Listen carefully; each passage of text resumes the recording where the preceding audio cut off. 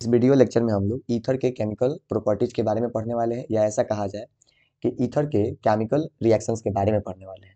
ठीक है, ईथर का हम लोग केमिकल रिएक्शंस शुरू करें उससे पहले ईथर के बारे में एक इम्पॉर्टेंट फैक्ट आपको ये समझ लेना है कि ईथर जो होते हैं वो chemically relatively less reactive organic compounds होते हैं। ठीक है, किसके रिलेटिवली भाई? तो आपको ध्यान रखना है कि बेसिकली ये अल्कोहल के प्रति, ईथर जो है अल्कोहल के रिलेटिवली लेस रिएक्टिव कंपाउंड्स माने जाते हैं। ठीक है, अब हम समझना चाहते हैं कि ये लेस रिएक्टिव आखिर कैसे हैं, तो इसके लिए हम लोग क्या करते हैं, ईथर का एक एग्जाम्पल यूज कर लेते हैं, जिसमें हम लोग ले लेते हैं डाई मिथाइल ईथर। ठीक है, और अल्कोहल का भी एक एग्जाम्पल हम लोग यहाँ पे यूज कर लेते हैं, मिथाइल अल्कोहल।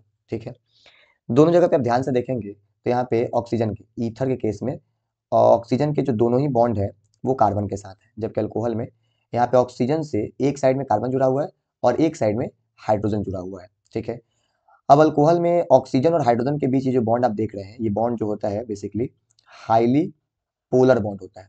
ठीक है, हाईली पोलर बॉन्ड होता है, जो एक तरीके से बहुत अच्छा रिएक्शन साइट के तौर पे वर्क करता है। ठीक है, तो बेसिकली हम बोल सकते हैं कि अल्कोहल में एक एक्टिव साइट प्रेजेंट है, एक एक्टिव साइट प्रेजेंट है, इस वजह से अल्कोहल बेसिकली मोर रिएक्टिव होता है। जबकि आप देखिए, ध्यान देंगे तो ईथर में ऐसा कोई भी ऑक्सीजन के साथ ऐसा कोई भी हाइड्रोजन अटैच नहीं है। ठीक है, दूसरा अगर आप बात करेंगे यहाँ पे, तो ईथर में अगर हम बात करें ऑक्सीजन और कार्बन के बीच, ठीक है, ये जो बॉन्ड प्रेजेंट है, ये बॉन्ड भी बेसिकली बहुत ही स्ट्रॉन्ग बॉन्ड होते हैं। ठीक है, वेरी स्ट्रॉन्ग बॉन्ड। ठीक है, इस बॉन्ड के इस बॉन्ड के अधिक मजबूत होने की वजह से ये बॉन्ड आसानी से ब्रेक नहीं हो पाता। ठीक है, इसलिए भी ईथर बेसिकली लेस रिएक्टिव होते हैं। ठीक है, तो ये आपको दो बातें याद रखनी है। ध्यान दिया जाए तो जो ईथर में कार्बन और ऑक्सीजन के बीच जो बॉन्ड है, ठीक है, जो ईथर में कार्बन और ऑक्सीजन के बीच जो बॉन्ड है, वो अगर हम बात करें ब्रेक हो करने का, तो ये जनरल तौर पे ये कार्बन ऑक्सीजन का बॉन्ड, ईथर में प्रेजेंट कार्बन ऑक्सीजन का बॉन्ड ड्रास्टिक कंडीशन में ब्रेक हो पाता है। ठीक है, ड्रास्टिक कंडीशन में ब्रेक हो पाता है, तो हम लोग इस स्टेटमेंट को, ये जो हम लोगों ने भी बोला, इस बात को हम लोग एक स्टेटमेंट के तौर पे लिख भी सकते हैं, the cleavage of the cleavage of CO bond, the cleavage of CO bond in ethers, the cleavage of CO bond in ethers takes place under drastic condition, under drastic condition. Basically drastic condition का मतलब होता है high temperature condition. ठीक है, तो यानी high temperature condition में basically ये जो बॉन्ड है वो ब्रेक होगा आपको। इस वजह से ईथर जनरली रूम टेम्परेचर पे बहुत ही कम रिएक्टिव होता है, या ऐसा कहा जाए कि केमिकली इनॉट होते हैं। ठीक है, वो जनरल तौर पे अगर रिएक्शन दिखाते भी हैं तो ड्रास्टिक कंडीशन में, क्योंकि उनकी कार्बन और ऑक्सीजन के बीच का अगर बॉन्ड ब्रेक होता भी है तो हाई टेम्परेचर कंडीशन में ब्रेक होता है। रूम टेम्परेचर वाले कंडीशंस में ये कार्बन ऑक्सीजन बॉन्ड ब्रेक नहीं हो पाता। ठीक है, ये बात आपको ध्यान रखना है। आगे देखा जाए तो हम लोगों को एनसीईआरटी के अकॉर्डिंग ईथर के दो केमिकल रिएक्शंस यहाँ पे पढ़ने हैं। ठीक है, अब ये दो केमिकल रिएक्शंस कौन कौन से हैं, तो आपको ध्यान देना है। एक हमको पढ़ना है, पहला हम लोगों को रिएक्शन पढ़ना है यहाँ पे, chemical chemical reactions of ether. अगर हम ध्यान दें कि इसमें कौन कौन से रिएक्शन को पढ़ने पाएगा, तो एनसीईआरटी के अकॉर्डिंग यहाँ पे दो रिएक्शन पढ़ने वाले हैं। पहला आपको रहेगा reaction of ether, reaction of ethers involving involving the cleavage of involving the cleavage of CO bond. एक हम लोग पढ़ने वाले हैं ईथर का वैसा रिएक्शन जिसमें कि कार्बन और ऑक्सीजन के बीच का बॉन्ड टूटेगा, और वैसे हम लोग रिएक्शन पढ़ेंगे। एक और हम लोग रिएक्शन पढ़ेंगे एरोमेटिक ईथर के लिए। ठीक है, एरोमेटिक ईथर के लिए। अब आप जानते हैं कि जितने भी एरोमेटिक कंपाउंड्स होते हैं उन वो सभी एक स्पेशल टाइप का रिएक्शन शो करते हैं, जिसका नाम है इलेक्ट्रोफिलिक इलेक्ट्रोफिलिक सब्स्टिट्यूशन रिएक्शन। ठीक है, इलेक्ट्रोफिलिक सब्स्टिट्यूशन रिएक्शन। तो हम लोग यहाँ पे दो रिएक्शंस पढ़ने वाले हैं एक एक करके। ठीक है, आगे ध्यान दिया जाए तो हम लोग यहाँ पे शुरू करने वाले हैं reaction involving the cleavage of carbon oxygen bond. ठीक है, तो ध्यान दिया जाए तो ईथर में प्रेजेंट कार्बन और ऑक्सीजन बॉन्ड कब टूटता है। ठीक है, हम लोग यहाँ पे जो रिएक्शंस का बात करने वाले हैं, इसमें हम लोग पढ़ने वाले हैं the CO bond, the CO bond of ethers, the CO bond of ethers are readily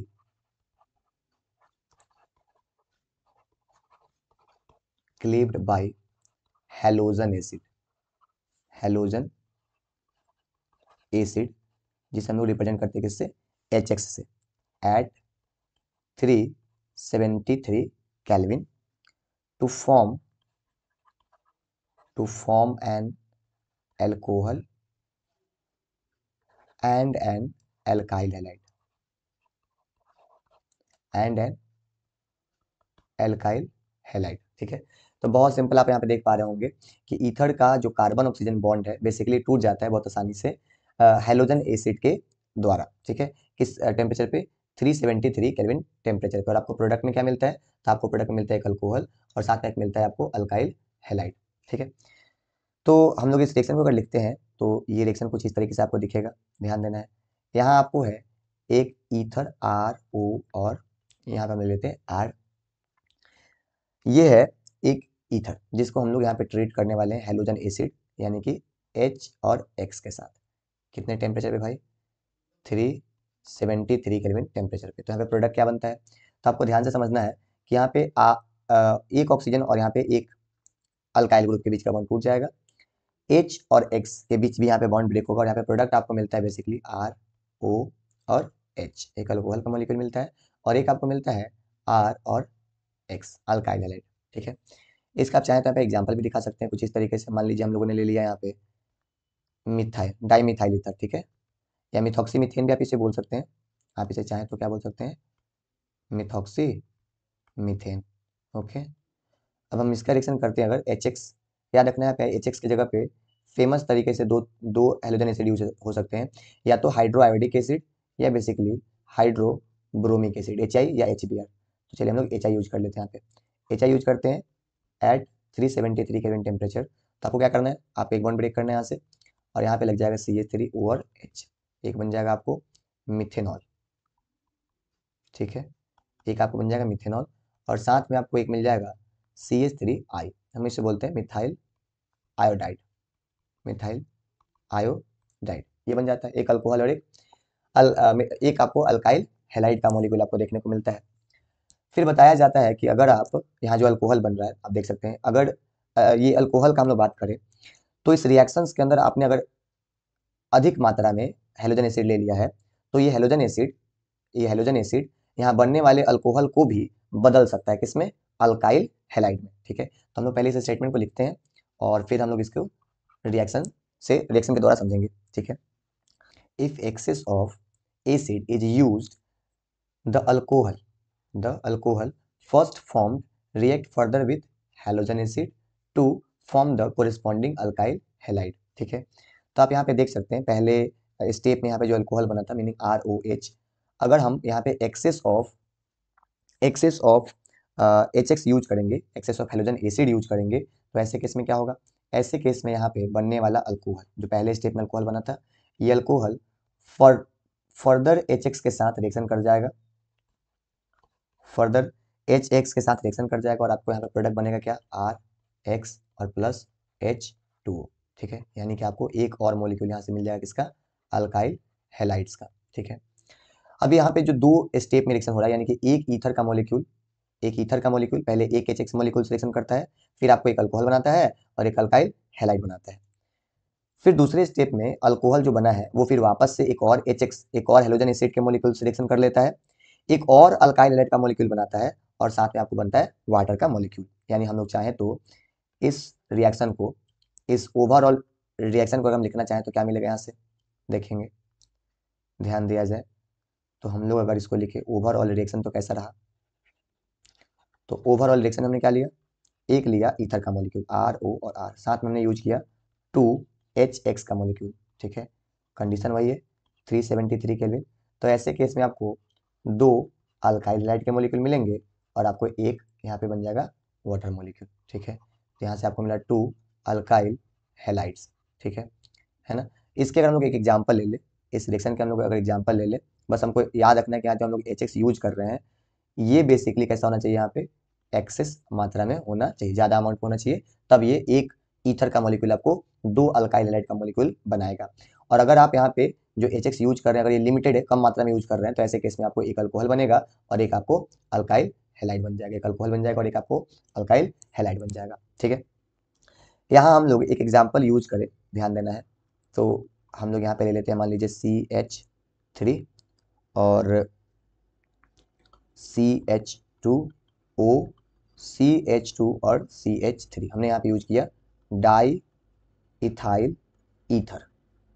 और इस डाई इथाइल ईथर को अगर हम ट्रीट करें मान लीजिए HI हाइड्रो आयोडिक एसिड के साथ में, और साथ में एक नहीं 2 HI यूज कर रहे हैं एट 373 केल्विन टेम्परेचर, यानी यहाँ पे हम लोगों ने HI को किस मात्रा में लिया है, एक्सेस अमाउंट में।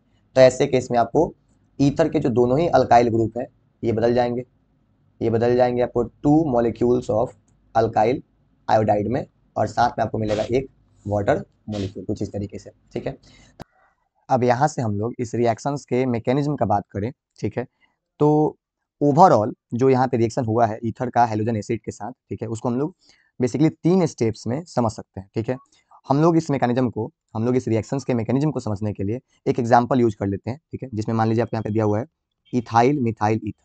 ठीक है, मीनिंग आपको कुछ इस तरीके से है, ये है आपको इथाइल मिथाइल ईथर, हमने इसके लिए यूज किया मान लीजिए 2HI, है ना, 2 हाइड्रोजन आयोडाइड। ठीक है, और फिर जब ये रिएक्शन यहाँ पे परफॉर्म किया गया एट 373 केल्विन टेम्परेचर, ठीक है, तो क्या प्रोडक्ट बनेगा, तो आप समझ सकते हैं कि 2HI यूज किया गया, तो आपको एक साइड, एक इधर साइड में आपको अल्काइल ग्रुप दिख रहा है, तो एक आपको बनेगा मिथाइल आयोडाइड। ठीक है, साथ में एक साइड में आपको इथाइल है, सो आपको एक साइड में एक और बनेगा यहाँ पे इथाइल आयोडाइड।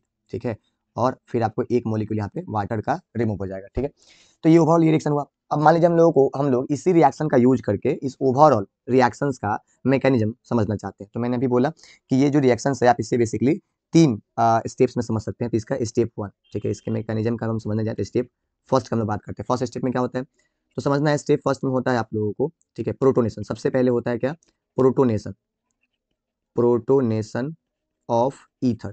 ठीक है, प्रोटोनेशन ऑफ ईथर्स, जो आप यहाँ पे ईथर देख रहे हैं, सबसे पहले उसका होता है प्रोटोनेशन। ठीक है, कैसे होता है भाई, तो यहाँ ध्यान देना है, यहाँ हम लोग आपको यूज कर रहे हैं, यहाँ पे है डाई मिथाइल ईथर में। ठीक है, कुछ इस तरीके से। अब आप जानते हैं कि यहाँ पे जो ईथर है उसमें ऑक्सीजन प्रेजेंट है लोन पेयर। ठीक है, और जो हम लोग हेलोजन एसिड यहाँ पे यूज कर रहे हैं वो बेसिकली ब्रेक हो सकते हैं H+ में और साथ में I- में।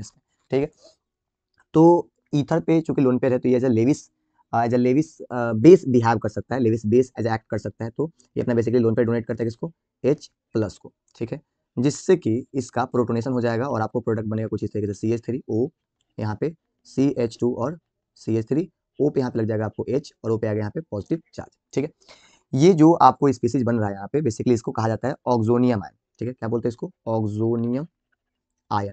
ठीक है, ध्यान रखना, ऑक्सोनियम आयन।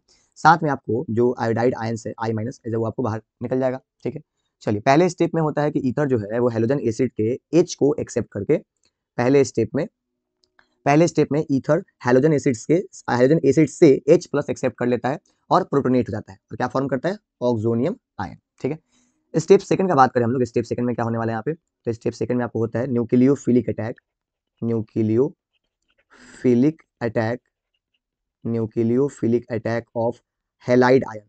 ठीक है, हेलाइड आयन। ठीक है, जो हेलाइड आयन होगा, जैसे यहाँ पे तो हेलाइड आयन की जगह पे आयोडाइड आयन है, तो जो आयोडाइड आयन है बेसिकली उसका यहाँ पे न्यूक्लियोफिलिक अटैक देखने को मिलेगा। कहाँ पे भाई, तो ये बेसिकली आपको मिलेगा ऑक्सोनियम आयन पे। ठीक है, तो अब हम लोग यहाँ पे न्यूक्लियोफिलिक अटैक को देख लेते हैं, ध्यान देना है।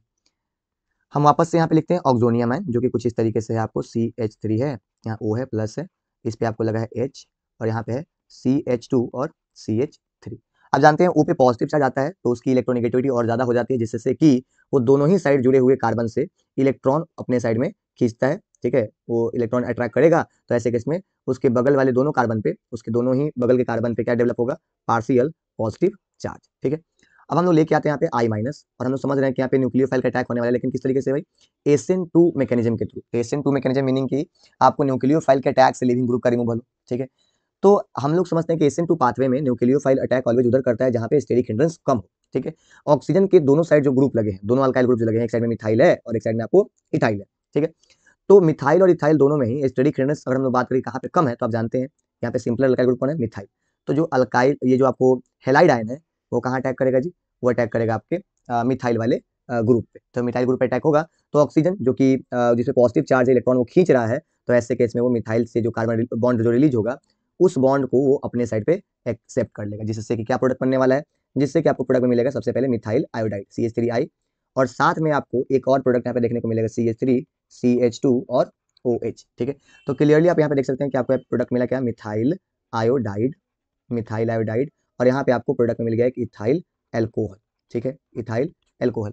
फिर आप ये बात भी जानते हैं कि इस स्टेप में यहाँ पे देखा जाए तो यहाँ पे जो इथाइल अल्कोहल बना है, ठीक है, एक हमारा रिएक्शन तो हो गया, लेकिन यहाँ पे जो इथाइल अल्कोहल बना है ये अल्कोहल, ठीक है, वापस से फर्दर HI से रिएक्शन करेगा, फर्दर HI से रिएक्शन करेगा, और उसके बाद वो भी आपको कन्वर्ट हो जाएगा इसमें अल्काइल आयोडाइड में। ठीक है, तो इसका हम लोग थर्ड स्टेप ले लेते हैं, ध्यान देना है। देखिए स्टेप थर्ड, अगर हम लोग स्टेप थर्ड का बात करें यहाँ पे, तो नेक्स्ट आपको होगा इथाइल अल्कोहल, इथाइल एल्कोहल जो होगा बेसिकली फर्दर रिएक्ट करेगा, ethyl alcohol further react with another molecule of HI। ठीक है, तो ये किस तरीके से होगा, तो यहाँ ध्यान दिया जाए तो हमने क्या करना है, हमने लेना है इथाइल अल्कोहल, CH3 है, CH2 है और OH है। ठीक है, ये कैसे रिएक्शन करेगा भाई, तो यहाँ पे देख सकते हैं आप HI है वापस से, तो यहाँ पे H प्लस और ये भी I माइनस में टूटा हुआ है। यहाँ पे वापस से ऑप्शन पे क्या है, लोन पेयर, ये वापस से लेविस बेस अटैक एक्ट करेगा और H प्लस को यहाँ से लोन पेयर फ्लो करके H प्लस को एक्सेप्ट कर लेगा, जिससे कि प्रोडक्ट बन जाएगा आपको एक, आपको यहाँ पे CH3 CH2 OH2 और O पे यहाँ पे क्या जाएगा प्लस, साथ में मिलेगा आपको I माइनस। ठीक है, I माइनस। अब यहाँ जो ये आपको बना है O पे प्लस आ गया, ये जो भी आपको ऑक्सोनियम आयन यहाँ पे बना है उस पे O पे प्लस है और O पे प्लस है, तो ये भी इलेक्ट्रॉन यहाँ से खींचेगा, जिससे कि कार्बन बगल वाले कार्बन पे क्या आ जाएगी, इलेक्ट्रॉन की डिफिशियंसी आ जाएगी। ठीक है, इस डिफिशियंसी की वजह से आपको न्यूक्लियोफाइल, आपका ये न्यूक्लियोफाइल यहाँ पे कार्बन पे अटैक करेगा, तो ये बॉन्ड आपको ऑक्सीजन रिमूव करवा लेगा, जिससे कि आपको प्रोडक्ट मिलेगा यहाँ से CH3 CH2 और यहाँ पे I, और साथ में आपको बाहर मिल जाएगा H2O। ठीक है, तो ये आपको मिला यहाँ से इथाइल आयोडाइड। ठीक है, तो आप ये मैकेनिज्म बहुत ही इजीली समझ सकते हैं कि यहाँ पे जो ओवरऑल रिएक्शन हुआ था, यहाँ पे ओवरऑल जो रिएक्शन हुआ इथाइल मिथाइल ईथर का जो रिएक्शन हम लोगों ने HI से करवाया, यहाँ पे दो मॉलिक्यूल मिला था, मिथाइल आयोडाइड और इथाइल आयोडाइड, साथ में एक वाटर मॉलिक्यूल। तो आप इस रिएक्शन को देख सकते हैं कि ऐसा प्रोडक्ट कहाँ कहाँ मिला है, तो आप नोटिस कर सकते हैं कि एक आपको मिला है मिथाइल आयोडाइड यहाँ पे। ठीक है, जो यहाँ पे अल्कोहल बना वो अगले स्टेप में क्या हो गया, इथाइल आयोडाइड में कन्वर्ट हो गया, और साथ में आपको एक मॉलिक्यूल यहाँ पे वाटर के मिल गया। ठीक है, तो ओवरऑल ये रिएक्शन कुछ इस तरीके से होता है। आई होप कि आप ये मैकेनिज्म समझ चुके होंगे। यहाँ से आगे हम लोग बात करने वाले हैं हेलोजन एसिड्स की रिएक्टिविटी के बारे में। ठीक है, बात किया जाए कि जो ईथर होते हैं, ईथर के टुवर्ड्स हेलोजन एसिड की क्या रिएक्टिविटी होती है, तो आप यहाँ पे सिंपली देख सकते हैं कि यहाँ पे HI HBr और HCl का ये डिक्रीजिंग ऑर्डर दिया हुआ है। ठीक है, तो ये डिक्रीजिंग ऑर्डर ऐसा क्यों है, तो आप इसको समझते हैं क्योंकि यहाँ पे हाइड्रोजन और हेलोजन के बीच का जो बॉन्ड लेंथ है वो डिक्रीज कर रहा है। ठीक है, बॉन्ड लेंथ डिक्रीज होने से H प्लस की रिलीज करने की जो टेंडेंसी है वो कम होती जाएगी। ठीक है, सो रिएक्टिविटी जो है यहाँ पे डिक्रीज करता है इस ऑर्डर में। ठीक है, इसका मतलब हो गया कि इन तीनों में सबसे ज्यादा रिएक्टिव HI होता है। ठीक है, तो HI बॉन्ड लेंथ के ज्यादा होने की वजह से आसानी से H प्लस रिलीज कर पाता है for the protonation of ethers. ठीक है, सो HI जो है वो ज्यादा रिएक्टिव आपको यहाँ पे देखने को मिलता है। ठीक है, चलिए इस रिएक्टिविटी के बाद हम लोग एक इंपॉर्टेंट डिस्कशन करने वाले हैं। ठीक है, जिसको आपको ध्यान से सुनना है। अगर बात किया जाए कि जब भी हम लोग ईथर का रिएक्शन करवाते हैं, जैसे कि आपने अभी अभी पढ़ा, ईथर के रिएक्शन हम लोग कराते हैं अगर किसके साथ में, अगर हेलोजन एसिड के साथ में एट 373 केल्विन। ठीक है, तो अगर हम ईथर का HI सिलेक्शन कराते हैं तो आपको पता है कि एक मॉलिक्यूल यहाँ पे बनता है, ठीक है, अल्कोहल का, और एक यहाँ पे मॉलिक्यूल बनता है R डैश I यानी अल्काइल हैलाइड का। ठीक है, एक अल्कोहल और एक अल्काइल हैलाइड। यहाँ पे चूंकि हम HI यूज कर रहे हैं इसलिए पार्टिकुलरली हम बोल सकते हैं कि यहाँ पे अल्काइल आयोडाइड बन रहा है। ठीक है, तो अगर इस रिएक्शन को ध्यान से समझा जाए कि जब कोई आप ईथर लेंगे कैसा, सिमेट्रिकल, जब आप एक सिमेट्रिकल ईथर लेंगे और फिर उसका अगर रिएक्शन आप HI से कराएंगे, ठीक है, तो ऐसे केस में आपको प्रोडक्ट लिखना बहुत आसान रहेगा। क्यों? क्योंकि ऐसे केस में ऑक्सीजन के दोनों ही साइड सेम टाइप के अल्काइल ग्रुप हैं। तो आप क्या करेंगे, एक अल्काइल से आप एल्कोहल बना लेंगे और दूसरे साइड के अल्काइल से आप अल्काइल आयोडाइड बना लेंगे। क्योंकि यहाँ पे दोनों साइड मिथाइल ग्रुप था, तो यानी एक से बन गया मिथाइल अल्कोहल और एक से बन गया मिथाइल आयोडाइड। ठीक है, इसमें कोई प्रॉब्लम नहीं था। लेकिन अगर हम ईथर जो ले रहे हैं, अगर वो ईथर अनसिमेट्रिकल हो जाए, ठीक है, जो हम ईथर ले रहे हैं कैसा हो जाए, अनसिमेट्रिकल। अब ऐसे केस में अगर ध्यान दिया जाए तो दोनों ही साइड, ऑक्सीजन के दोनों ही साइड जो जुड़े हुए अल्काइल ग्रुप्स है वो अलग हो गए। इधर मिथाइल है, देख पा रहे होंगे आप लोग, और यहाँ पे आपको जो अल्काइल ग्रुप है वो आइसोप्रोपाइल है। ठीक है, तो एक इंपॉर्टेंट क्वेश्चन ये आता है कि अब हम किस अल्काइल ग्रुप से एल्कोहल प्रिपेयर करें, किस अल्काइल ग्रुप से एल्कोहल प्रिपेयर करें और किस अल्काइल ग्रुप से अल्काइल हेलाइड प्रिपेयर करें। ठीक है, यानी कि जब जब आपको अनसिमेट्रिकल, जब जब आपको यहाँ पे अनसिमेट्रिकल ईथर आएगा, आपको ये कंफ्यूजन फेस करना पड़ेगा कि हम किस वाले अल्काइल ग्रुप से अल्कोहल फॉर्म करें और कौन से वाले अल्काइल से अल्काइल हेलाइड फॉर्म करें। ठीक है, तो इस इंपॉर्टेंट डिस्कशन से हम लोग यहाँ पे जो भी यहाँ पे कंफ्यूजन हो रहा है, इस कंफ्यूजन को दूर करने के लिए हम लोग आगे जो बातें बताई जानी है उसको हम ध्यान रख सकते हैं। ठीक है, जैसे यहाँ पे एक स्टेटमेंट लिखा हुआ है, care that in case of unsymmetrical ether, ठीक है, unsymmetrical ether having two different alkyl groups. ठीक है, तो अनसिमेट्रिकल ईथर के केस में जिसके पास जाहिर सी बात है कि दो डिफरेंट अल्काइल ग्रुप होंगे, ठीक है, तो ऐसे केस में जो अल्कोहल फॉर्म होता है एंड द अल्काइल हैलाइड जो फॉर्म होता है वो डिपेंड करता है on the nature of alkyl groups. ठीक है, तो जो यहाँ पे अल्कोहल और अल्काइल हैलाइड बनेगा वो अल्काइल ग्रुप के नेचर पे डिपेंड करेगा, यहाँ पे ये बात बताया जा रहा है। ठीक है, अब अगर नेचर पे डिपेंड करेगा तो हम लोग कैसे प्रोडक्ट डिसाइड करेंगे, तो इसके लिए भी एक आपको यहाँ पे सिंपल स्टेटमेंट लिखा गया है कि अगर जो अल्काइल ग्रुप वहां पे जुड़े हुए हैं, ठीक है, वो अल्काइल ग्रुप कैसे हैं, या तो प्राइमरी है या फिर सेकेंडरी है। तो ऐसे केस में ये बात आपको हमेशा याद रखना है कि अगर ईथर में ऑक्सीजन के दोनों साइड में एक या तो प्राइमरी, एक और प्राइमरी हो और एक और सेकेंडरी अल्काइल ग्रुप हो, तो ऐसे केस में रिएक्शन SN2 मैकेनिज्म फॉलो करता है। ठीक है, अब SN2 मैकेनिज्म में आप जानते हैं क्या होता है, न्यूक्लियोफिलिक अटैक और लिविंग ग्रुप का रिमूवल दोनों एक साथ होता है। ठीक है, तो आपको पता है कि SN2 रिएक्शन का जो SN2 रिएक्शन में जो रिएक्टिविटी होता है वो स्टेरिक हिंड्रेंस के द्वारा कंट्रोल्ड किया जाता है। ठीक है, जिसका मतलब होता है कि अगर, ठीक है, अगर स्टेरिक हिंड्रेंस कम होगा तो SN2 की रिएक्टिविटी ज्यादा होगी। ठीक है, तो यहाँ पे यही बात बताया जा रहा है, because of less steric hindrance the halide ion attacks the smaller alkyl group and hence the alkyl halide is always formed from a smaller alkyl group।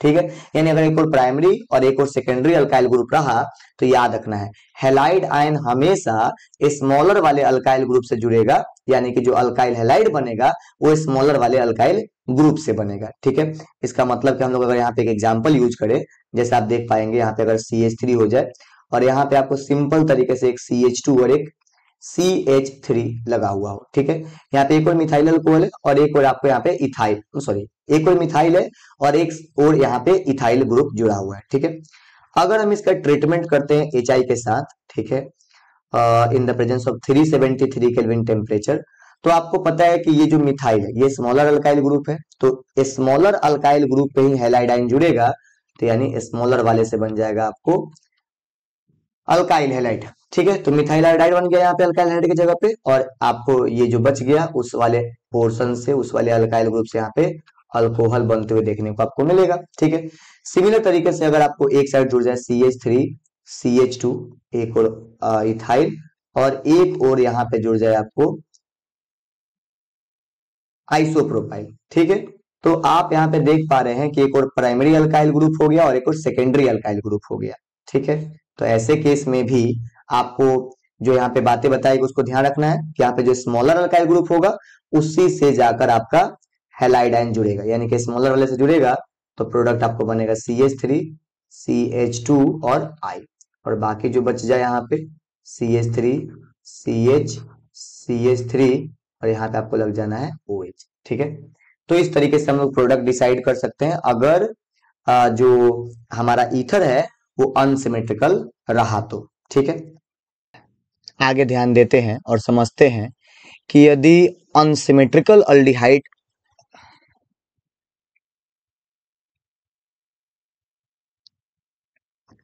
आगे ध्यान देते हैं और समझते हैं कि यदि अनसिमेट्रिकल ईथर के केस में बाय चांस जो अल्काइल ग्रुप है, बाय चांस कोई एक अल्काइल ग्रुप कैसा हो जाए, टर्शियरी हो जाए। ठीक है, तो ऐसे केस में हम लोग प्रोडक्ट कैसे डिसाइड करेंगे। ठीक है, तो हम लोग ऐसा करते हैं कि यहाँ पे एक एग्जांपल लेते हैं जिसमें हम यूज कर रहे हैं एक साइड, ईथर के एक साइड हमारे को लगा हुआ है टर्शियरी ब्यूटाइल, जो कि आप जानते हैं कि ये एक टाइप का टर्शियरी अल्काइल ग्रुप है। ठीक है, और दूसरे साइड में हम लोग जोड़ लेते हैं एक मिथाइल ग्रुप। ठीक है, अब अगर ये ऐसा ईथर हो जिसमें एक साइड में टर्शियरी अल्काइल ग्रुप प्रेजेंट हो, तो यहाँ पे हम लोग प्रोडक्ट कैसे डिसाइड करेंगे। ठीक है, तो आप यहाँ पे देख सकते हैं जैसे बताया जा रहा है कि अगर ईथर में कोई भी एक अल्काइल ग्रुप टर्शियरी हो जाए तो जो अल्काइल हैलाइड फॉर्म्ड होता है, बनता है, वो बेसिकली टर्शियरी अल्काइल ग्रुप से बनता है। ठीक है, यानी अगर हम यहाँ पे इस टर्शियरी ब्यूटाइल मिथाइल ईथर का रिएक्शन कराते हैं HI के साथ तो क्या बनेगा प्रोडक्ट। ठीक है, तो इस स्टेटमेंट के हिसाब से जो हमको अल्काइल हैलाइड बनाना है, ठीक है, वो टर्शियरी अल्काइल ग्रुप से बनाना है। ठीक है, तो टर्शियरी अल्काइल ग्रुप यहाँ पे है टर्शियरी ब्यूटाइल। ठीक है, तो इस टर्शियरी ब्यूटाइल वाले पार्ट से आपको बन जाएगा टर्शियरी ब्यूटाइल आयोडाइड, और साथ में जो स्मॉलर अल्काइल ग्रुप आप देख रहे हैं वहां से बन जाएगा मिथाइल अल्कोहल। ठीक है, यानी ये कुछ इस तरीके से प्रोडक्ट बनेगा। अब यहाँ से एक सवाल आता है कि प्रीवियसली बताया गया था कि अनसिमेट्रिकल ईथर हो, तो ऐसे केस में स्मॉलर अल्काइल ग्रुप से, ऐसे केस में जो स्मॉलर अल्काइल ग्रुप होते हैं उनसे हमको अल्काइल हैलाइड बनाना होता है। लेकिन जब एक साइड में टर्शियरी अल्काइल ग्रुप आ जाए, ठीक है, तो ऐसे केस में टर्शियरी अल्काइल ग्रुप से ही हमको अल्काइल हैलाइड बनाना होता है। ठीक है, तब सवाल आता है कि ऐसा क्यों हो रहा है।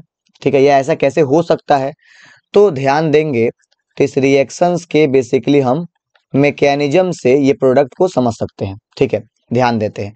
आप जानते हैं कि ईथर का जो रिएक्शन है, ईथर का जो रिएक्शन बेसिकली होता है जब हाइड्रोजन एसिड से, तो इस रिएक्शन का स्टार्टिंग होता है ईथर के प्रोटोनेशन से, जहां पे हमको पता है कि HI ब्रेक होगा किसमें, H+ और यहाँ पे I-। ठीक है, फिर यहाँ पे जो ईथर है, ईथर का जो ऑक्सीजन है उस पे जो लोन पेयर है, इस लोन पेयर को फ्लो करके H+ को ये एक्सेप्ट करता है। इसी स्टेप को हम बोलते हैं प्रोटोनेशन स्टेप।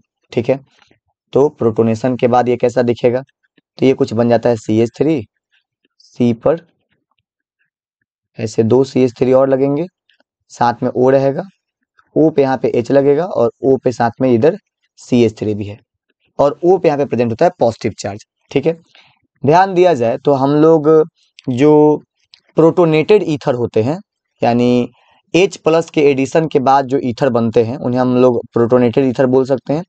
और प्रोटोनेटेड ईथर का नाम होता है ऑक्सोनियम आयन। ठीक है, प्रोटोनेटेड ईथर को क्या बोलते हैं, ऑक्सोनियम आयन। ठीक है, अब प्रीवियसली इसके बाद ये रिएक्शन SN2 पाथवे फॉलो करता था, लेकिन यहाँ आप समझ सकते हैं कि जो लिविंग ग्रुप है O+ है तो एक लिविंग ग्रुप की तरह काम करता है। तो ये जो लिविंग ग्रुप है ये जुड़ा हुआ है टर्शियरी अल्काइल ग्रुप से, और जब कोई leaving group tertiary alkyl group से जुड़ा हुआ होता है तो ऐसे केस में वो फॉलो करता है बेसिकली कौन सा मैकेनिज्म, SN1 मैकेनिज्म। ठीक है, यानी यहाँ पे आसानी से जो लिविंग ग्रुप है वो यहाँ से रिमूव हो जाएगा। यहाँ पे कार्बन और लिविंग ग्रुप के बीच का बॉन्ड न्यूक्लियोफाइल के अटैक से पहले ही ब्रेक हो जाएगा। ठीक है, यानी यहाँ पे ऑक्सीजन इस टर्शियरी अल्काइल ग्रुप से बॉन्ड यहाँ पे ब्रेक कर लेगा, जिससे कि बनेगा एक मोर स्टेबल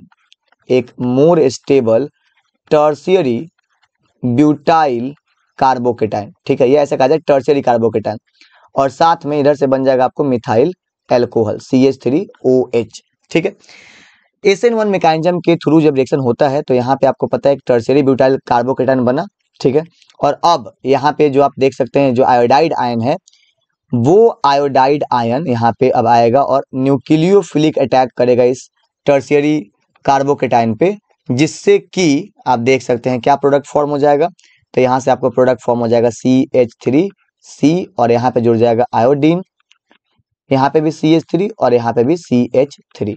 तो आपने देखा यहाँ से कि जो अल्काइल हैलाइड जो फॉर्म हो रहा है वो टर्शियरी अल्काइल ग्रुप से हो रहा है, ठीक है। और साथ में आपको क्या फॉर्म हो रहा है यहाँ पे, मिथाइल एल्कोहल। तो ये बात आपको याद रखना है कि जब भी अनसिमेट्रिकल ईथर के केस में, ठीक है, जब भी अनसिमेट्रिकल ईथर के केस में एक और टर्शियरी अल्काइल ग्रुप आ जाए तो टर्शियरी अल्काइल ग्रुप से ही हमको अल्काइल हैलाइड फॉर्म करना है, ठीक है। और आप यहाँ पे देख सकते हैं रीजन भी यहाँ पे लिखा हुआ है, दिस इज ड्यू टू, जो रिएक्शन ऐसा हो रहा है ऐसा क्यों हो रहा है, तो इसके लिए वजह लिखा है, this is due to the reason that reaction now occurs by SN1 mechanism and the formation of products is controlled by stability of carbocation। तो हमको पता होना चाहिए कि जब भी एक और अनसिमेट्रिकल ईथर के एक और टर्शियरी अल्काइल ग्रुप जुड़ा हुआ रहेगा तो रिएक्शन SN1 मैकेनिज्म से होगा, और SN1 मैकेनिज्म से होने का मतलब है कि यहाँ पे कार्बोकेटाइन फॉर्म होगा जो कि टर्शियरी अल्काइल ग्रुप वो कार्बोकेटाइन फॉर्म करेगा, ठीक है। अब यहाँ पे ध्यान दिया जाए तो ये बात को भी यहाँ पे लिखा गया, therefore the cleavage of CO bond in protonated ether gives A methyl alcohol, ठीक है। तो जो प्रोटोनेटेड ईथर होगा उसमें CO बॉन्ड के क्लीवेज से आपको एक तो मिथाइल अल्कोहल बन जाएगा और साथ में बनेगा एक more stable tertiary butyl carbocation, ठीक है। और फिर ये कार्बोकेटाइन जब यहाँ पे रिएक्ट करता है किससे, हैलाइड आयन से, तो आपको फॉर्म हो जाता है टर्शियरी ब्यूटाइल हैलाइड, ठीक है। ये बात आपको ध्यान रखना है, ठीक है। तो आई होप कि आप ये भी डिस्कशन ठीक ढंग से समझ पाए होंगे, ठीक है। आगे बढ़ते हैं यहाँ से, तो हम लोगों को बात करना है cleavage of alkyl aryl ethers के बारे में, ठीक है। इसका मतलब है कि हम ऐसा ईथर यूज करें जिसमें एक साइड अल्काइल हो और एक साइड अराइल ग्रुप प्रेजेंट हो, तो हम लोग प्रोडक्ट कैसे डिसाइड करेंगे, ठीक है। यहाँ पे किस तरीके से बॉन्ड का क्लीवेज देखने को मिलेगा, ठीक है। तो बताया जाता है in case of alkyl aryl ether the products are always phenol and an alkyl halide, ठीक है। यानी अगर आप अल्काइल अराइल ईथर लेते हैं तो अराइल ग्रुप से, ठीक है, अराइल ग्रुप से यहाँ पे फिनॉल बनता है और अल्काइल ग्रुप से यहाँ पे अल्काइल हैलाइड बनता है, कुछ इस तरीके से। यानी अगर हम यहाँ पे यूज करते हैं अराइल और यहाँ पे एक और लगा हुआ है मिथाइल, ठीक है। अगर हम इसका रिएक्शन करते हैं HI के साथ, ठीक है, एट 373 केल्विन टेम्परेचर, तो बेसिकली यहाँ पे आसानी से एक प्रोडक्ट आपको देखने को मिलेगा बेंजीन रिंग, और यहाँ पे आ जाएगा OH, ठीक है। यानी कि आपको एक प्रोडक्ट यहाँ से बन जाना है फिनॉल, ठीक है, और एक आपको जो अल्काइल ग्रुप है उससे आयोडीन जाकर जुड़ेगा और आपको यहाँ से बनेगा अल्काइल आयोडाइड, ठीक है, जहाँ पे आपको प्रेजेंट है मिथाइल आयोडाइड, ठीक है। अब ध्यान देना है कि यहाँ पे ये रिएक्शन ऐसे कैसे हो पा रहा है, तो बहुत सिंपल है, इस बात को भी समझना। अगर मान लीजिए कि अगर आप एल्काइल अराइल ईथर लेते हैं तो ऐसे केस में बेंजीन रिंग है यहाँ, यहाँ और यहाँ ऐसा पाई बॉन्ड रहता है, यहाँ पे ऑक्सीजन है और ऑक्सीजन से जुड़ा हुआ यहाँ पे अल्काइल ग्रुप, ठीक है। आगे ध्यान दिया जाए तो जैसा कि आप समझते हैं यहाँ पे ऑक्सीजन पे प्रेजेंट होता है लोन पेयर, और लोन पेयर यहाँ पे सिंगल बॉन्ड, और यहाँ पे प्रेजेंट है पाई बॉन्ड, ठीक है। जिसका मतलब यहाँ पे कंजुगेशन है, और कंजुगेशन का मतलब है कि यहाँ पे रेजोनेंस पॉसिबल है, ठीक है। और इस रेजोनेंस की वजह से यहाँ पे ये जो CO बॉन्ड है, ठीक है, ये जो CO बॉन्ड है, ठीक है, ये डबल बॉन्ड एक्वायर कर लेता है। डबल बॉन्ड आने की वजह से ये बॉन्ड ब्रेक नहीं होता है, ठीक है। यानी कि अगर आप अल्काइल अराइल ईथर लेते हैं, ठीक है, तो अराइल कार्बन और ऑक्सीजन के बीच का बॉन्ड ब्रेक नहीं होगा, ठीक है, क्योंकि वहां पे क्या प्रेजेंट है, डबल बॉन्ड कैरेक्टर। तो हम लोग यहाँ पे बोल सकते हैं this CO bond this CO bond is not cleaved because it acquires